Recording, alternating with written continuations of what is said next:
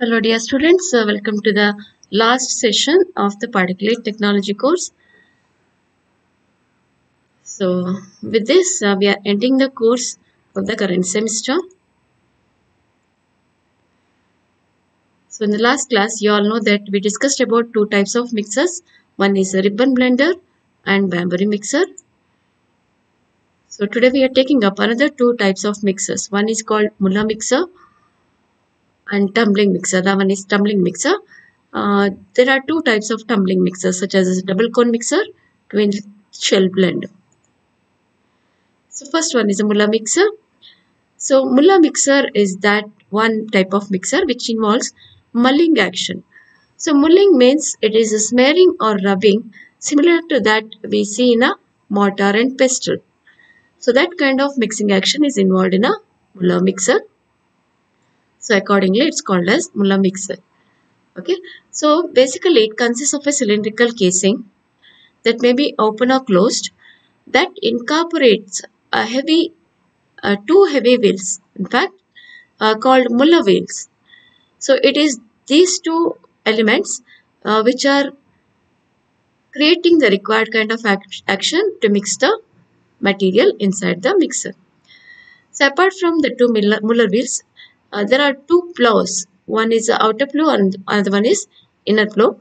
So that help in moving the material towards the wheels to get crushed under it or get mixed or coated with the another phase. So let us now understand the constructional details of a Muller mixer. So a Muller mixer, as I said before, consists of a cylindrical casing or a cylindrical pan that incorporates two Muller wheels. In one of the design, the pan is stationary and the wheels rotate, while in the other design, the pan is rotated and the axis of the wheels is held stationary. So we can operate it in either ways. So in one of the design, the Muller wheels rotate in a clockwise or anti-clockwise direction and the pan will be held stationary. So in the other type of design, the pan will rotate on its vertical axis, but the wheels and its central shaft will be held stationary. In the stationary pan Muller mixer, the central vertical shaft is driven, causing the Muller wheels to roll in a circular path over a layer of solids in the pan floor. So that means this is one type of mixer. So where the solids that are to be mixed will be taken in the bottom, that is on the floor, and as the wheels rotate, okay, they'll slide over the solids on the pan floor and thereby the required kind of action takes place, resulting into the mixing of these solids. So during the operations, as I said in the beginning itself, the outer flow and the inner flow moves the solids to come under the rotating wheels, and also they help in moving or pushing the solids towards the central bottom opening to take out the mixed material.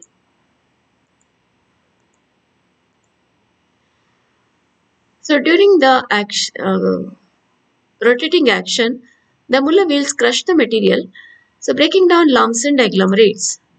So capacity of the Muller mixer ranges from a fraction of a cubic meter to more than 1.6 meter cube of capacity.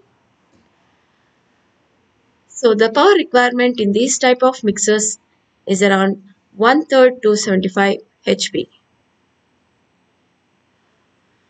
So Muller mixers are used for handling batches of heavy solids and pastes. So these are also effective in uniformly coating the particles of granular solids with a small amount of liquid.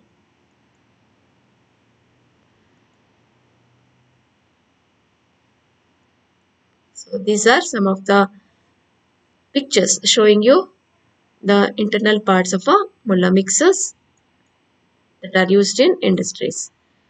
Let us now understand the last type of mixer, that is tumbling mixer.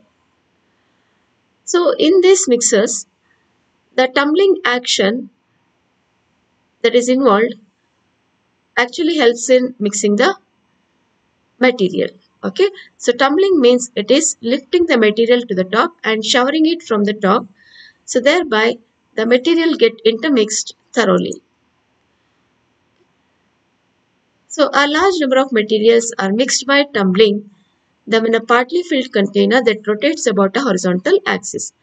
That means it consists of a container which is rotated, so thereby because of that rotation, the solids that are present inside the container pushed and taken to and showered from the top, and thereby the mixing action occurs. The tumbling mixing results from repeatedly lifting and dropping the material and rolling it over. So there are two types of tumbling mixer as I initially mentioned. So one is called a double cone mixer, other one is a twin shell blender. So which are constructed as shown in the diagram on the slide. So these two are the simple sketches of a double cone mixer as well as a twin shell mixer. The double cone mixer consists of a container that is made up of two truncated cones and mounted such that they are joined at bases. So there is a base to base joint between the two cones, and in between them there is a small cylindrical section. So anyway, this cylindrical section is not compulsory. So this forms a chamber in which the solids can be filled, and the whole chamber, if it is rotated on its axis, horizontal axis, the tumbling action takes place, resulting in the mixing of the material inside the equipment. The mixer is mounted so that it can be rotated about an axis perpendicular to the line joining the points of the cones. The material to be mixed is charged into the mixer from the above until it is 50 to 60% full. So that is the capacity of a double cone mixer. So it can be filled up to 50 to 60% of its inside space. The ends of the container are closed and the solids are tumbled for a period of 5 to 20 minutes. Finally, the mixed material is dropped out from the bottom of the container into a conveyor or bin. The twin shell blender, the other types of tumbling mixer, is shown in the figure that is coming up. So it is formed out of two cylindrical shells that join together at a point to form a V-shaped container. So they are joined in such that their axes are at 90 degrees to each other. So it may contain internal space to introduce a small amount of liquid to mix, or mechanically driven devices to break the agglomerates. So those parts are optional. We can have a spray inside the twin shell blender to introduce a small amount of liquid to assist the mixing of the materials, or we can have a mechanically driven devices to break the agglomerates that is present in the charge. Tumbling mixers are capable of handling large volumes, easily cleaned, and require little less power than ribbon blender. So these are the one suitable for handling large volumes comparatively. Then it can be easily cleaned and it requires less power than ribbon blender.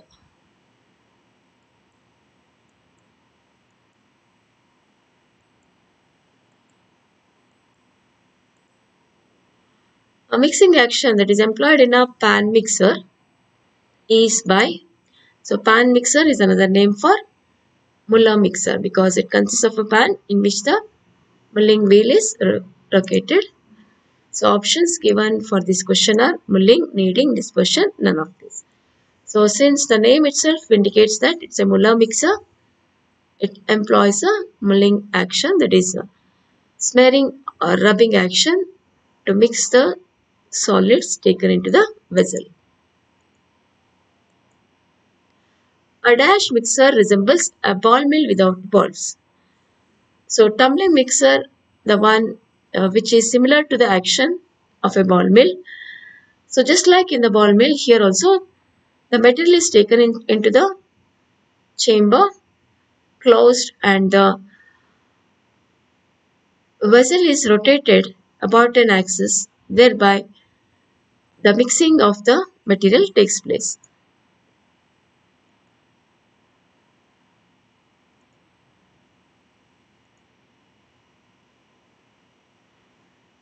So these are the options for second question. So you all know that tumbling mill is the right option. Helical screw agitator is used for mixing highly viscous pastes, blending miscible liquids, mixing liquids at very high temperature. None of these. So it is used for mixing viscous pastes. Mixing of light fine powder such as insecticide is done by Banbury mixer, pug mill, impact wheels and needle.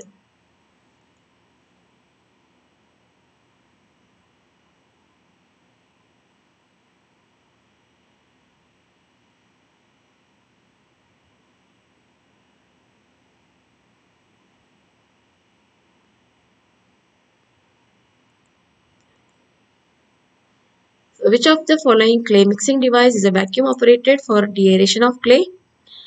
So is it a Banbury mixer? Is it a pug mill? Is it a Muller mixer?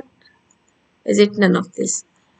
So for clay mixing, where vacuum is used for taking out the air to reduce the porous structure of a clay product is a pug mill.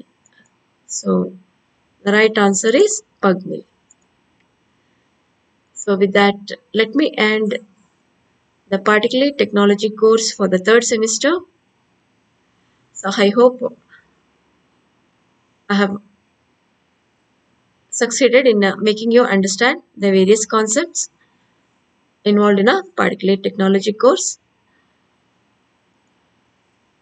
So with that, let me take leave and thank you for joining me in the course. Thank you.